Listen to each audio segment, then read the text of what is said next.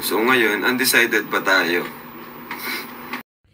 Hi everyone! Good morning, good afternoon, and good evening sa ating lahat sa iba't ibang banding ng bansa.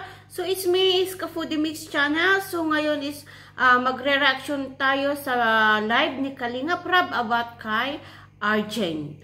Si Arjen is yung beneficiaries ni Kalingap Edo. So bago tayo mag-start mag-reaction, i-shoutout muna natin ang ama ng Kalingap, Kuya Bal Santos Matubang, Ate Edna Matubang, Kalingap Prab, and Kalingap Edo. Please subscribe their channel. Yan. Saka manood din po tayo ng mga uploaded videos nila, and don't skip us. And pakisama na rin po ang aking channel, Iska Foodie Mix Channel. So ngayon guys is may kinuha po akong video clip sa live ni Kalinga Prab about kay Arjen. Yan. So kung isasama niya ba sa Kalingap Angel si Arjen. So ito po is panoorin po natin ito at bago tayo mag-reaction. Ito po. Kuya Rab, kukunin mo po ba si Arjen Kalingap Angels? Depende po yan sa inyo. Kayo naman din ang isa sa mga sinusunod ko eh. Bakit gusto niyo po bang kunin natin si Arjen bilang Kalingap Angels? Press 1 nga po sa mga gusto.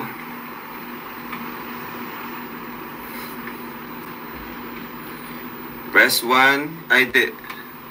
Press 3. Press 3 sa gustong maging Kalingap Angel si Arjen. Press 3.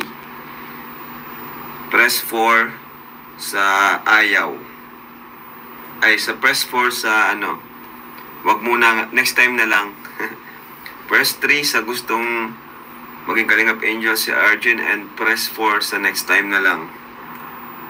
Tingnan nga natin. Oba, 3. Oba, dami ng 3 oh. O yun, sunod-sunod ng 4. 3, 4, 3. Oba. Lumalaban guys. 3, 4, 3. 3, 4. Lumalaban guys. Di ako makapag-decide oh, parang 50-50. Tingnan nyo guys, parang 50-50, di ba? So ngayon, undecided pa tayo. Undecided pa tayo guys. Kasi balance pa, wala pa. 4, ang dami din 4, ang daming 3. Kaya wag muna ngayon. Wag muna. Malay nyo sa batch 3 na si Arjen.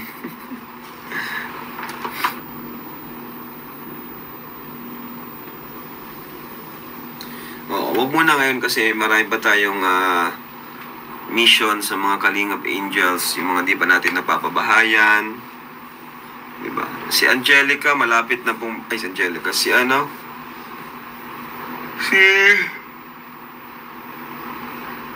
Si Maribel. Si Maribel po, papabahay na natin. Lapit na po si Maribel. Pagkatapos naman kasi itong kay Fiancé, madali na lang po magpabahay. Kahit dalawang pabahay na sabay, walang problema. Diba? So, hayan guys, so napanood natin yung video clip sa live ni Kalinga Prab. So, yun is nasabi niya na undecided pa na kunin si Arjen sa Kalingap Angels. Batch 2. So, at nabanggit niya rin na maybe sa batch 3 na lang siya. Kasi nga, marami pa siyang unfinished sa mga Kalingap Angel sa batch 1. So, ang wala na lang pong bahay sa batch 1 is si Eden. And then sa batch 2 is wala pa pong naumpisahan na pabahay. So, ang next na pabahay niya is si Maribel po, yun. So, may lupa na si Maribel. So, next is pabahay na siya. So, ayan guys. So, yun nga guys, is kasi nga is nagpa-press 3 and 4 si Kalinga Prab. So, is 50-50 po ang naging botohan. So, yan, kaya nasabi niya Kalingap Rab na undecided pa siya na kunin si si Arjen. So, maintindihan naman natin guys. So, please comment below kung karapat dapat bang ipasok o bigyan ng second chance si Arjen na maging Kalingap Angel. So, ang aking opinion guys is madali lang pong mag-forgive o kalimutan yung nangyari. Pero may ano na po siya guys. Yung mancha po, kung may stain na po yun, is mahirap pong tanggalin. Yan. So, nandun na po yung tatak niya na marka.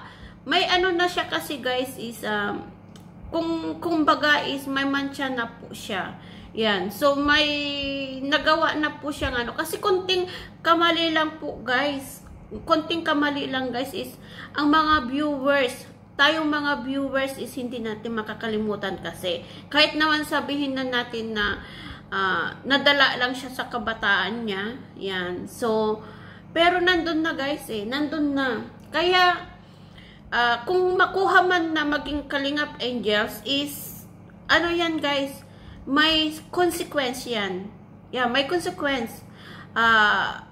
Magiging ano siya, magiging strong siya guys kasi marami siyang magiging basher. Kasi yan is ano na siya guys may tumatak na sa mga viewers na ginawa ni Arjen. So, yun is dapat sana is kalimutan na natin sana yun guys. Pero nandyan pa rin yung ginawa niyang mancha. Yan, ginawa niyang yun nga guys is ano ko na lang siya na parang mancha na lang. Hindi ko na pong sabihin kung ano po yun para hindi naman mabas si Arjen. Yan. So, hindi mabas si Arjen. So, niiwasan po natin yun, guys. So, yan, guys, is kung mapasama man siya sa Kalingap Angels Bus 3 si Arjen is maging matatag lang siya, guys, and matatag, strong sa mga nalumaban sa mga mga basher. Yan. So, hindi niya maiwasan yan, guys. Nakatatak na yan, guys, na may basher siya. Yan. So, maging be strong siya lang, guys, and maging maging polite. Yan, maging polite. At huwag siyang sumagot sa mga basher. Kasi nga is, yan nga, guys, yun ang nakasira sa kanya noon, yung sumagot-sagot siya sa mga basher. Yan. So, hayan guys. So, hanggang dito na lang yung ating vlog. So, mag-comment po sa below kung karapat dapat pang bigyan ng second chance si Arjen para naman makatulong tayo o makatulong sa views o magkaroon siya ng sponsor sa pag-aaral niya po guys. Kasi nga, is alam naman po natin na mahirap po ang kanilang kabuhayan yan. So, at saka si Kalingap Edo is hindi naman yung malaki pa yung mga malaki na yung channel niya pero yung views niya po is hindi po masyadong madami. So, alam po natin yan na kami po is nagmamarathon. So, alam po namin yun. So, hayan guys. So, I hope na and pray na mabigyan pa ng chance si Arjen na maging Kalingap Angels. So, sana kung mapagbigyan po yan is maging behave na lang po siya. Yan. So, hanggang dito na lang po ang ating reaction video sa live ni Kalingap Rab. Bye-bye!